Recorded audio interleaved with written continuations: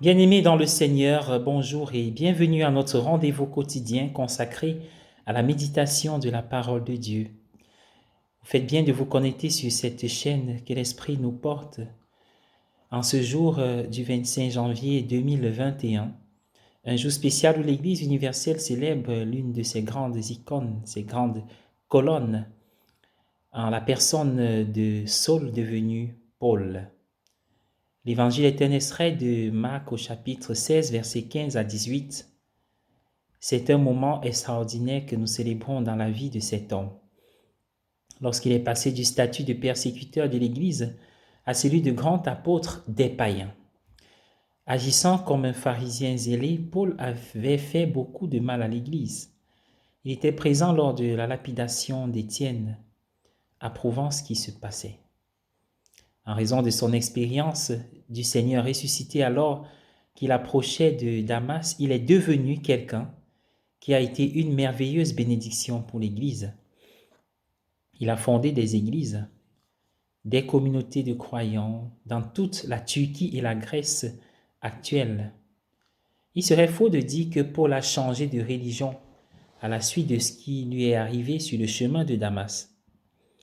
Après sa rencontre avec le Seigneur ressuscité, il a continué à se considérer comme un juif.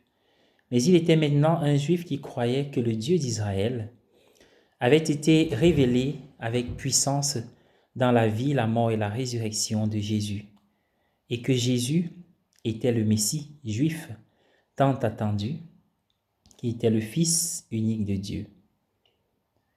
C'était comme si son extraordinaire énergie de pharisien était détournée de son opposition à ce que Dieu faisait par Jésus pour le proclamer comme une bonne nouvelle pour les Juifs et les païens.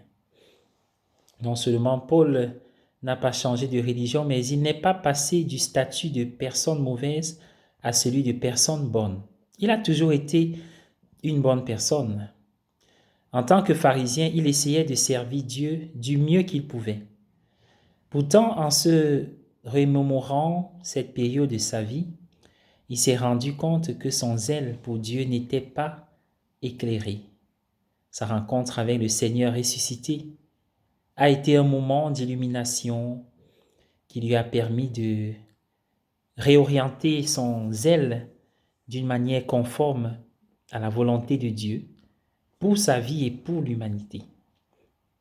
Le zèle religieux en soi ne sert pas toujours bien Dieu.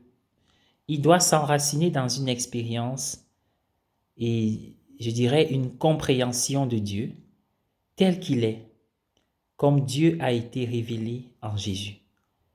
Pas Dieu comme nous voulons, mais tel qu'il est.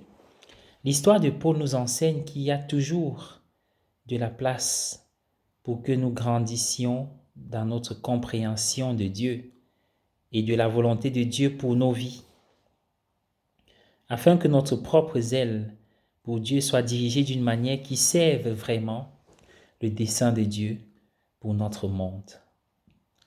Élargir nos cœurs, élargir notre horizon, au-delà de la limite de nos possibilités, facettes et prismes humains. Le cœur de Dieu est plus grand, ses yeux voient plus loin, et son amour nous englobe au maximum. Soyez bénis, bonne journée à tous, et que par l'intercession de Saint Paul, nos églises poursuivent leur mission d'accueillir tout le monde, et que dans nos cœurs nous puissions accepter Dieu tel qu'il est et sa mission telle qu'il nous l'a tracée en Jésus, dans l'Église, dans ses apôtres. Amen.